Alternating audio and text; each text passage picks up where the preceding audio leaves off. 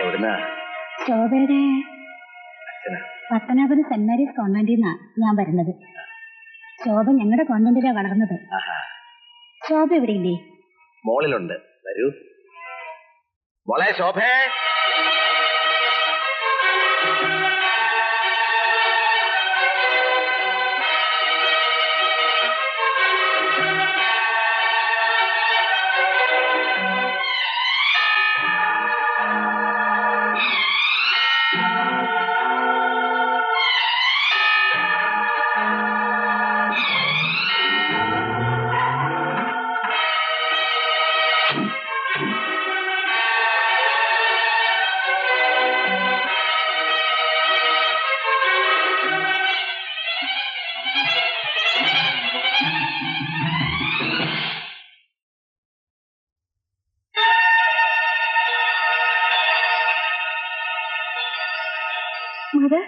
മോളെ ശോഭേ,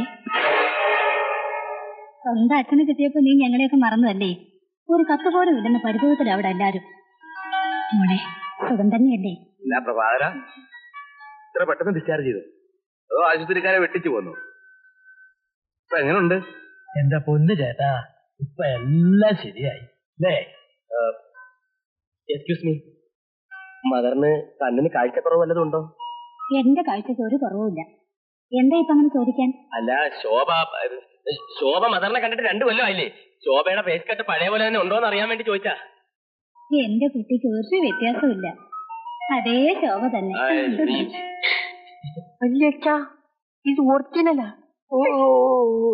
ഞാൻ ശോഭയെന്ന് തന്നെയാണ് എല്ലാവരും വിശ്വസിച്ചിരിക്കുന്നത്. ഞാൻ രാധയാണെന്ന് ആ പാവം അച്ഛനറിയുമ്പോ എന്താ ഉണ്ടാവുകയെന്നറിയില്ല. രാധേ, ആ മഹാദേവന്റെ പേരിൽ അയാൾ എന്തിനാ അവിടെ വന്ന് നിൽക്കുന്നത്? അതാ എനിക്ക് മനസ്സിലാകാത്തത്. എന്തൊക്കെയോ ഒളിച്ചുകളികൾ അവിടെ നടക്കുന്നുണ്ട്. അച്യുതൻ നായരോട് അയാൾ മഹാദേവനല്ല എന്ന് അറിയിക്കുന്നതല്ലേ നല്ലത്? ഉടനെ അറിയിച്ചാൽ ഒരുപക്ഷെ നമ്മുടെ ആഗ്രഹങ്ങളൊന്നും നടന്നില്ലെന്ന് വരും. തൽക്കാലം ഇങ്ങനെ പോട്ടെ. ഏതായാലും അയാൾ കുഴപ്പക്കാരനല്ലെന്ന് മനസ്സിലായി. ഓരോ ദിവസവും ഓരോ കള്ളങ്ങളാ ഞാൻ അയാളോട് പറയുന്നത്.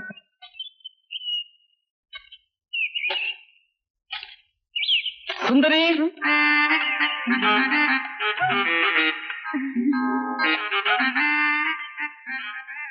ഇത് വാങ്ങൂ. എന്താ ഇത്? ഒരു സിമ്പൽ. എന്റെ ഹൃദയത്തിൽ സുന്ദരിയോട് തോന്നിയ സ്നേഹത്തിന്റെ സ്നേഹോപഹാരം. മടിച്ചു നിൽക്കാതെ വാങ്ങൂ. എന്റെ മുറപ്പെണ്ണായ സുന്ദരിയോട് ഞാൻ ചെയ്ത തെറ്റുകൾ ഒരിക്കലും പൊറുക്കാൻ പറ്റാത്തതാണ്. സുന്ദരി, ഇതാ എന്റെ ഒരു ചെറിയ സമ്മാനം.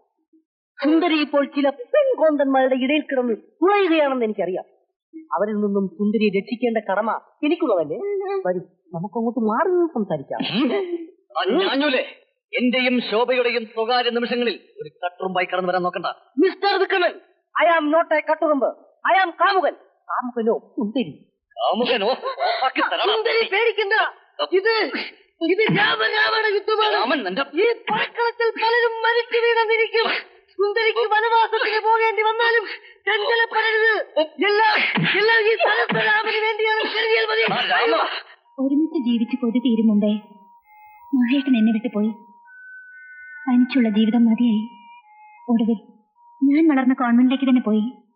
അവിടെ ചെന്നപ്പോഴാണ് എനിക്കൊരു അച്ഛനുണ്ടെന്നും അദ്ദേഹം ജീവിച്ചിരിപ്പുണ്ടെന്നും ഞാൻ അറിഞ്ഞത്. ഇപ്പോൾ നിങ്ങൾക്കൊക്കെ വേണ്ടി ബാലുവിന്റെ ഭാര്യയുമായി. മോളെ, സ്വത്തുക്കളോടുള്ള ആർത്തി കൊണ്ട് ആ പരമേശ്വരനും കൂട്ടനുമാണ് ബാലുവിനോട് ആദ്യം കിട്ടുന്നത്. അവനോടുള്ള അച്ചുവേട്ടന്റെ സ്നേഹം കണ്ടപ്പോ അവൻ മഹാദേവനല്ല എന്ന് പറയാൻ എനിക്ക് മനസ്സ് വന്നില്ല. അച്ചുവേട്ടന്റെ മനസ്സിന് വേദന ഉണ്ടാക്കുന്ന ഒരു കാര്യവും പറയരുതെന്ന് ഡോക്ടറിനോട് പ്രത്യേകം പറഞ്ഞിരുന്നു. യഥാർത്ഥ മകൾ വന്ന സ്ഥിതിക്ക് ഈ നാടകം ഇവിടെ വച്ച് അവസാനിപ്പിക്കാം. അച്ചുവേട്ടനോട് എല്ലാ കാര്യങ്ങളും തുറന്നു പറയണം. ഇന്ന് തന്നെ, ഇപ്പൊ തന്നെ. നീയും എന്റെ കൂടെ ഉണ്ടാവണം. വരും. അങ്കിൾ, ബാലുവിനെ ഇവിടുന്ന് പറഞ്ഞയക്കണ്ട. അതെന്താ? അച്ഛന് മാത്രമല്ല ബാലുവിന് ഇഷ്ടം.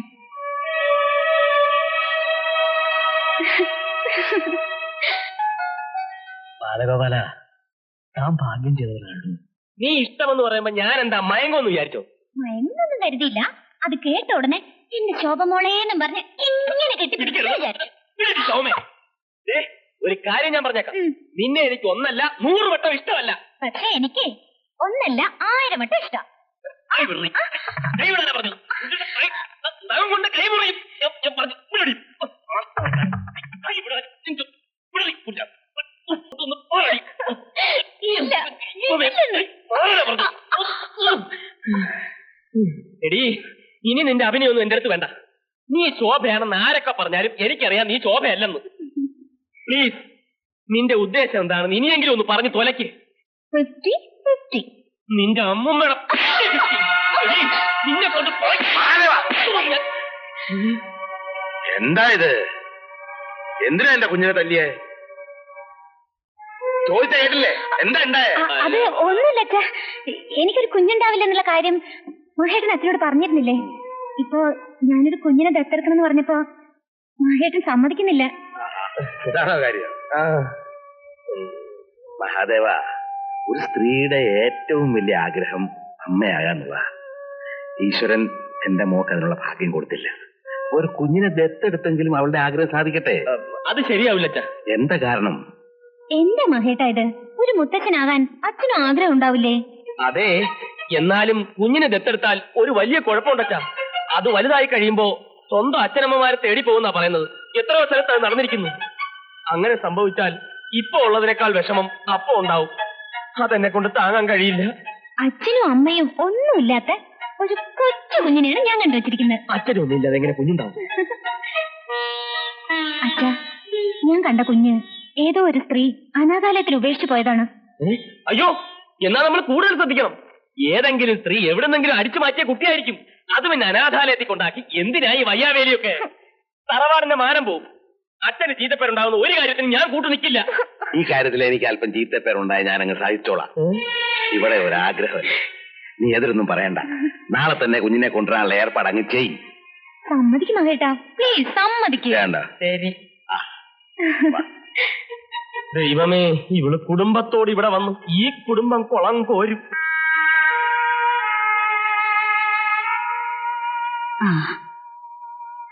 മോളെ രാധേ, സ്വന്തം മകളാണെന്ന് കരുതി പാവം അദ്ദേഹം എന്നെ ഒരുപാട് സ്നേഹിക്കുന്നു.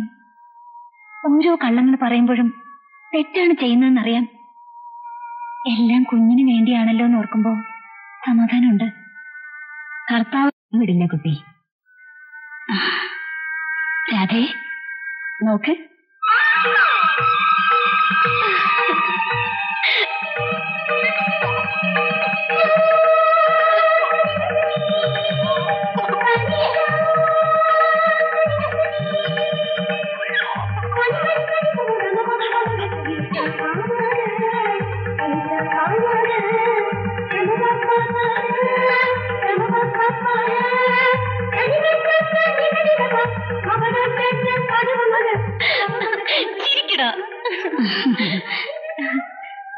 ഉണ്ണിയെ ഇവൻ അവകാശപ്പെട്ടടുത്ത് തന്നെ എത്തിക്കാൻ ഒരു അവസരം കിട്ടിയതില് എനിക്ക് സന്തോഷമുണ്ട്. 2 ദിവസം കഴിഞ്ഞ ഞാൻ ഈ നാട്ടിൽ നിന്ന് പോവും. എവിടേക്ക്? ഒരു നിശ്ചയമില്ല. എങ്ങോട്ടെങ്കിലും പോണം. കുഞ്ഞിനെ പിരിഞ്ഞിരിക്കാൻ നിനക്ക് കഴിയോ? കഴിയണം. ഇവന്റെ അമ്മയായി എത്ര നാൾ തുടരാൻ കഴിയും? ഞാൻ പോവാണ് മദർ.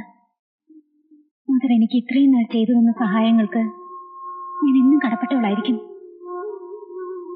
വരട്ടെ. രാധേ കുട്ടി, ഇനി നിനക്കും വേണ്ട ഒരു ജീവിതം. നിന്റെ ആ വിവാഹാലോചനയെ കുറിച്ച് ഞാനൊന്ന് സംസാരിക്കാം. വേണ്ട മദർ, ഈ കുഞ്ഞിനെ ചൊല്ലി ഒരിക്കലും എന്റെ വിവാഹം മുടങ്ങിയതാണ്. വിശ്വാസമില്ലാത്തവരുമായിട്ടുള്ള ജീവിതം കഴിയില്ല മദർ. വരട്ടെ.